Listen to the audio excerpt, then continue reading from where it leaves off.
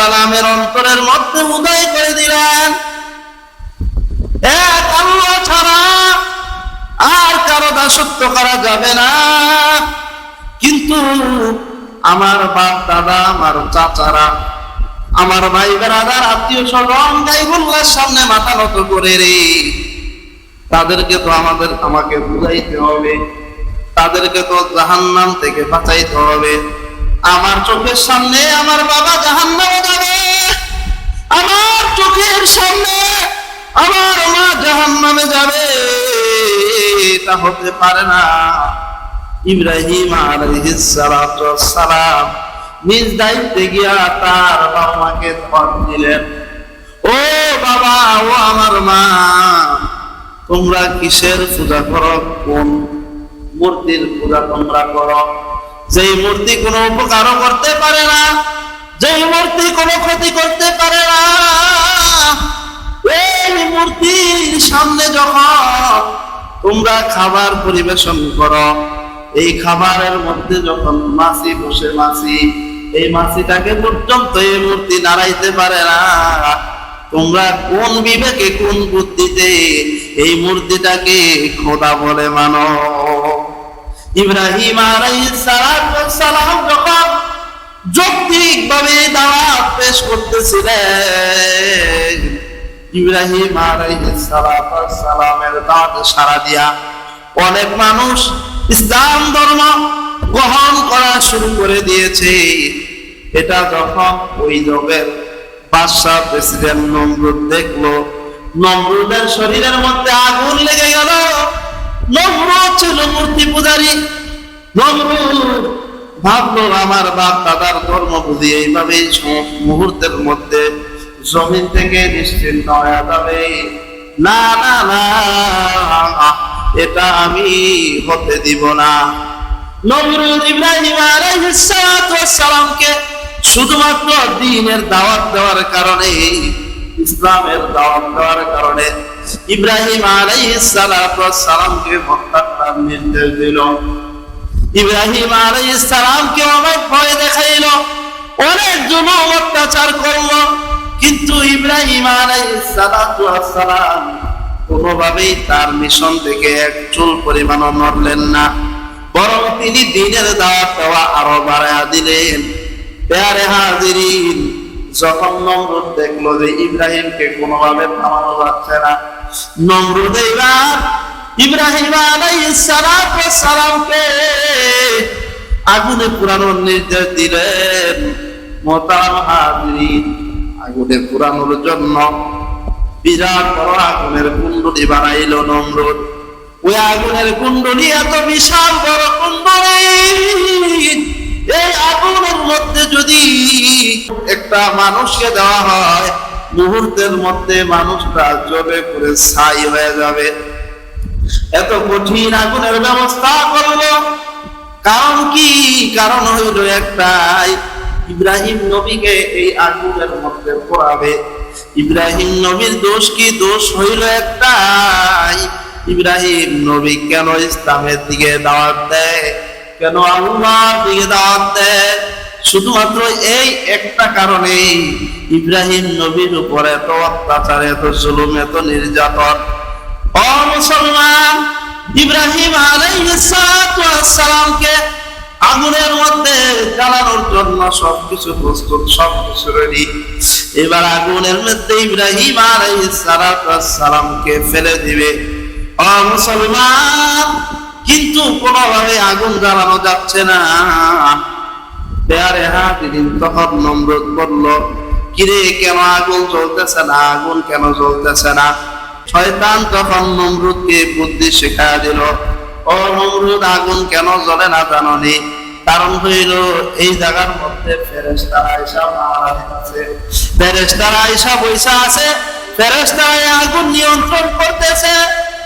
ও নমরুদ, তুমি যতই চেষ্টা করো না কেন, তুমি আগুনকে জ্বালাইতে পারবা না। ও নমরুদ, যদি আগুন জ্বালাইতে চাও, তাহলে সর্বপ্রথম তোমাকে এই জায়গা থেকে ফেরেশতাদেরকে তাড়াতে হবে। নমরুদ এবার শয়তানকে জিজ্ঞাসা করলো, ফেরেশতাদেরকে আমি এই জায়গা থেকে কিভাবে তাড়াবো?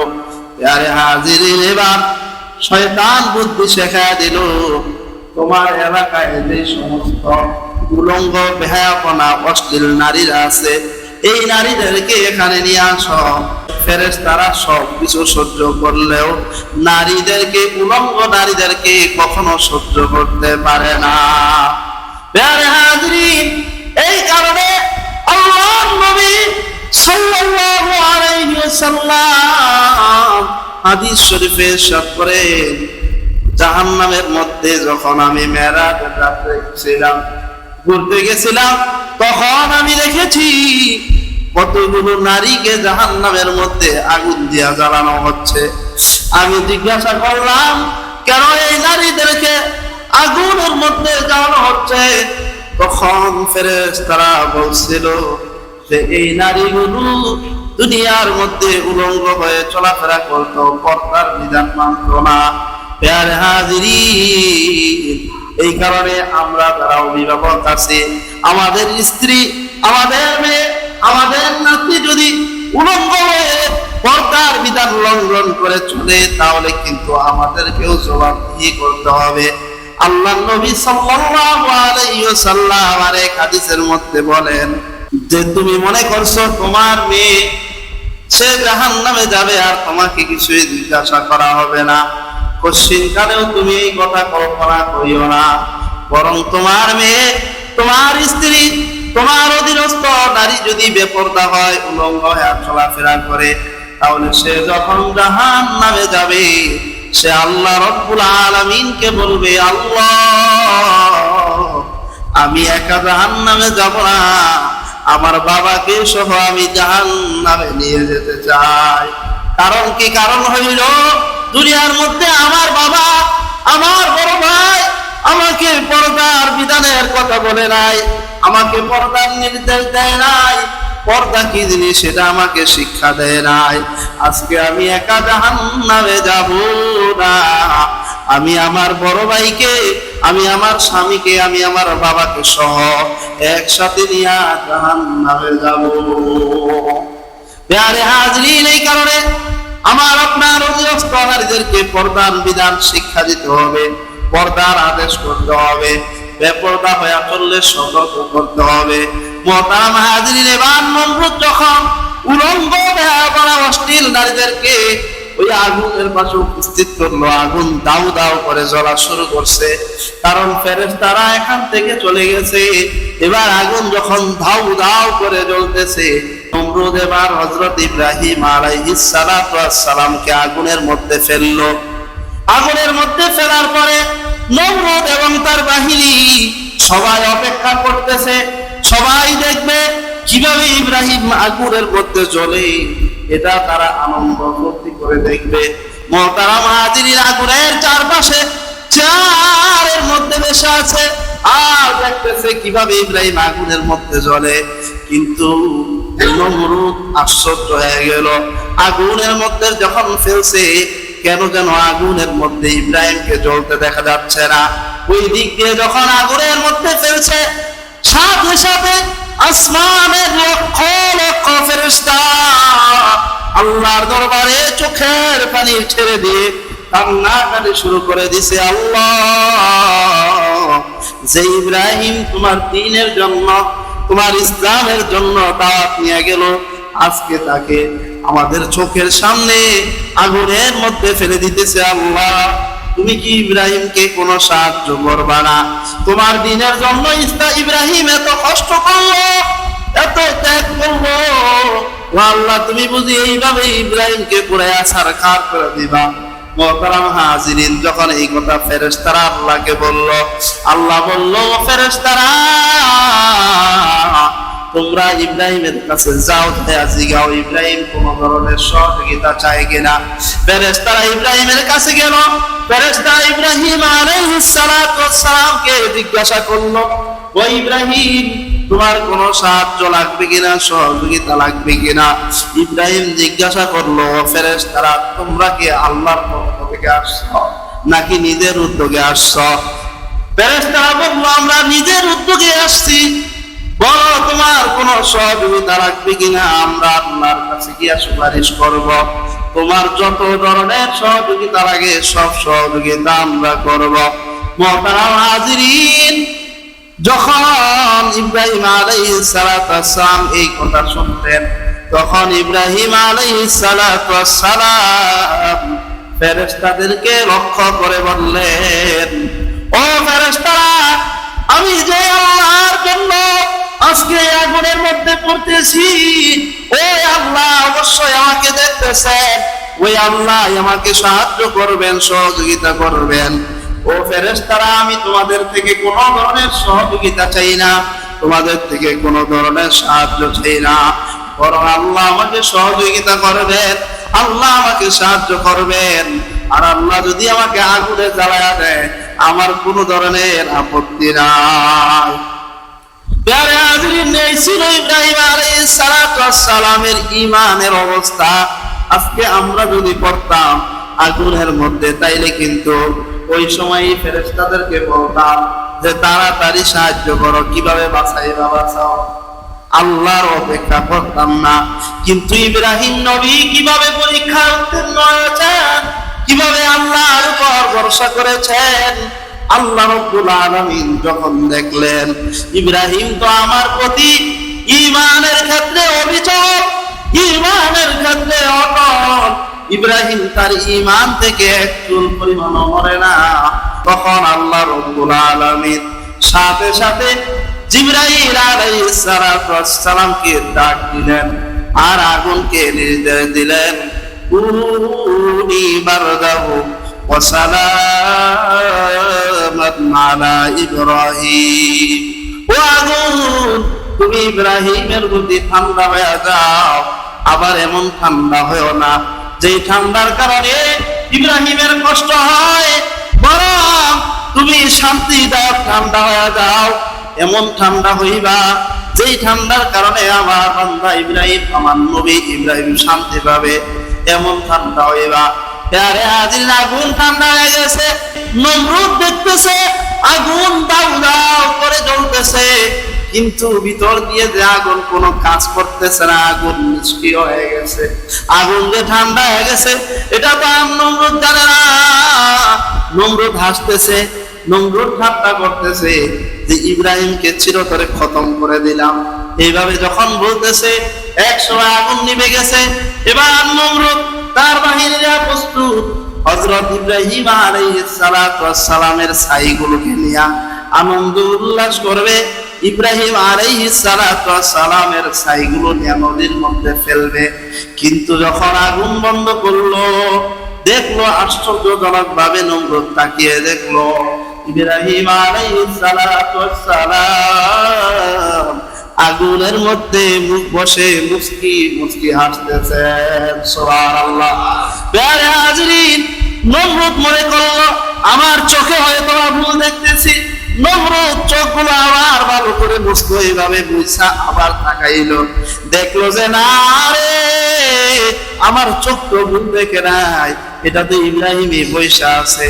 ইব্রাহিম বৈশা বৈশা মুস্কি হাসতেছে, আবার কি যেন খাইতেছে। নমরুদ এবার আশ্চর্য হয়ে গেল। নমরুদ মনে মনে বলতে লাগলো, হায় রে, কত লক্ষ বছর যাবত আমার বাপ দাদা 14 গোষ্ঠী আগুনের পূজা করতেছে, কোনদিন দেখলাম না আগুন তাদেরকে কোনো উপকার করছে, বরং তাদের ঘর বাড়ি যেখানে আগুন লাগছে পুইরা ছারখার কইরা দিছে। কিন্তু ইব্রাহিম এমন কোন প্রভুর ইবাদত করে, এমন কোন সত্তার ইবাদত করে যেই সত্তা তার সহযোগিতার জন্য আগুনের পাওয়ারকে ধ্বংস কইরা দিছে। এই আগুনের কত পাওয়ার, এই আগুন যেখানে লাগে সেখানে পুইরা ছারখার কইরা লায়। কিন্তু ইব্রাহিম কোন প্রভুর, কোন মালিকের ইবাদত করে যেই মালিকের এত পাওয়ার, যে মালিক আগুনের পাওয়ারকে মুহূর্তের মধ্যে নষ্ট করে দিছে। তারে হাজিরিন, এবার নমরুদ এগুলো ভাবতে লাগলো। এবার নমরুদ ভাবলো, এখন এই ইব্রাহিম যদি আমাদের দেশে থাকে, তাইলে এই ইব্রাহিম দেখা হাজার হাজার মানুষ মুসলমান হয়ে যাবে। অতএব এই ইব্রাহিমকে আর আমাদের এই দেশে রাখা যাবে না।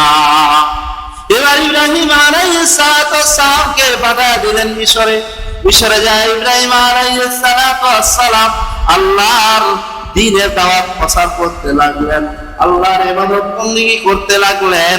প্যারে হাজিরিন, কিন্তু ইব্রাহিম আলাইহিস সালাম একদিন দেখলেন দিন দিন বয়স বেড়ে যাচ্ছে, বৃদ্ধ হয়ে যাচ্ছেন, কিন্তু তার কোনো সন্তান নাই, কোনো উত্তরসূরি নাই। ইব্রাহিম আলাইহিস সালাম তখন আল্লাহর কাছে দোয়া করলেন, রব্বি হাবলি মিনাস সালিহিন, আল্লাহ আপনি আমাকে একটা নেককার সন্তান দান করেন। আমার তো কোনো উত্তরসূরি নাই, বয়স 80 বছর হয়ে গেছে, এখন পর্যন্ত কোনো সন্তান নাই। আল্লাহ গো, আপনি নিজ কুদরতে আমাকে একটা সন্তান দান করেন। ও আল্লাহ, 80 বছর লাগে না, কোনো বয়স লাগে না, কিচ্ছু লাগে না, যদি আপনি সন্তান দান করেন আপনার এই ক্ষমতা আছে, আমি ইব্রাহিম বিশ্বাস করি।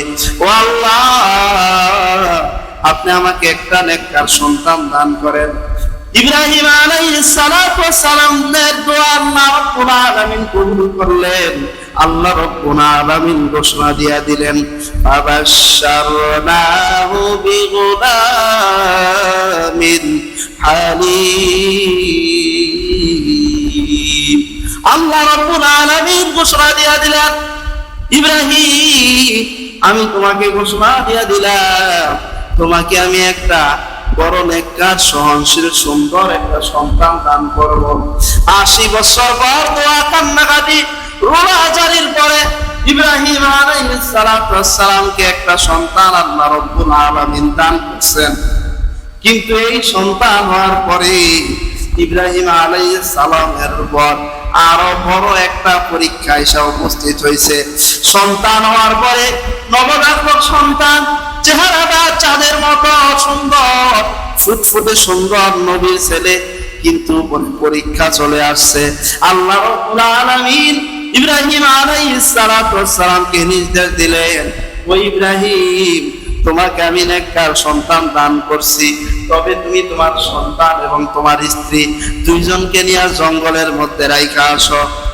আবার জঙ্গলের মধ্যে যেখানে রাখবা সেইখানে তুমি নিজেও থাকতে পারবা না, তাদেরকে একা রাইখা আসবা।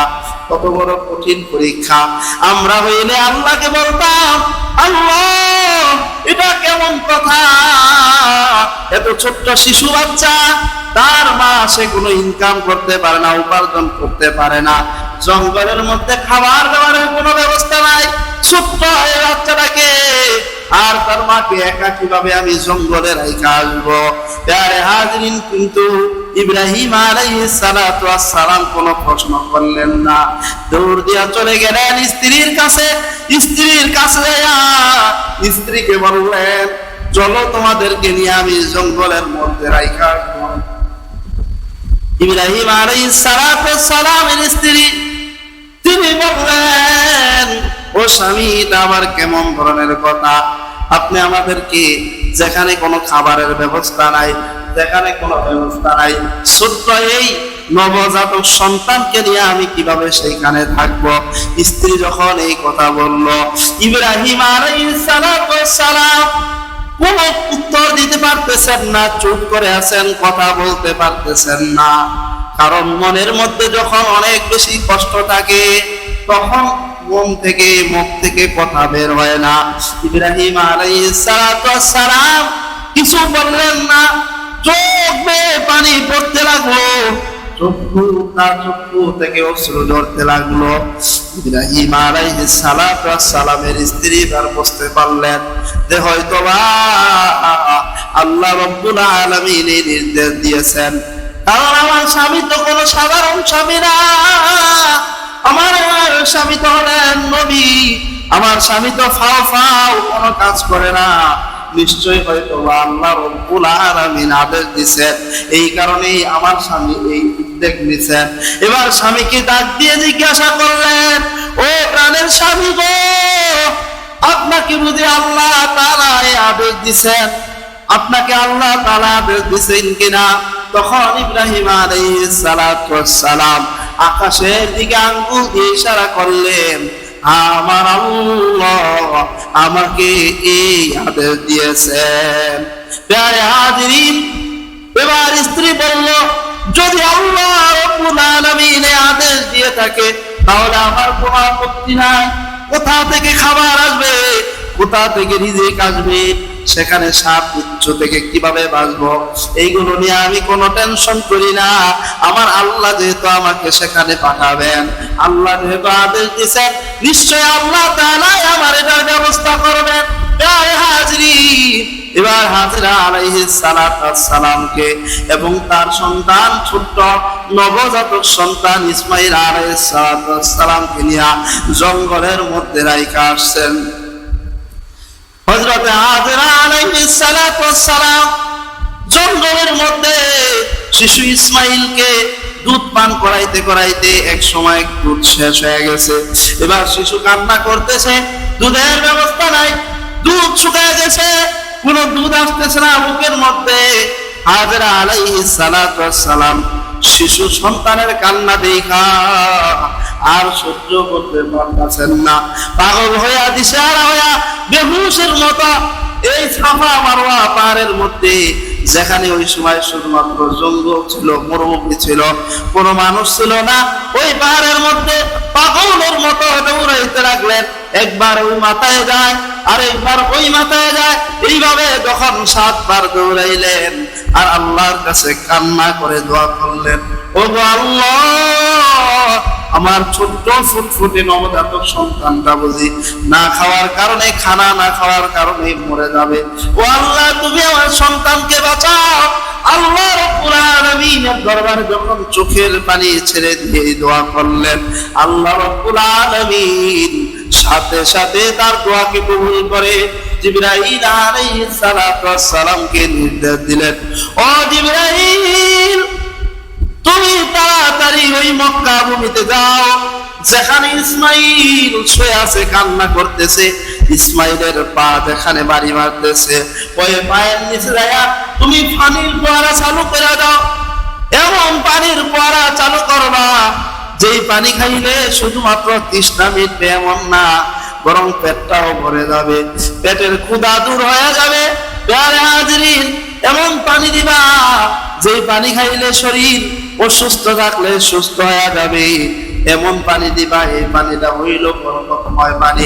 প্রিয় হাজিরিন, জিবরাইল আলাইহিস সালাম মুহূর্তের মধ্যে চলে গেলেন, যা ইসমাইলের পায়ের নিচে জমজম কুয়া চালু করে দিলেন। প্রিয় হাজিরিন, ইতিহাসের মধ্যে সিরাতের কিতাবে বর্ণিত আছে, এই পরিমাণ পানি বের হতে লাগলো।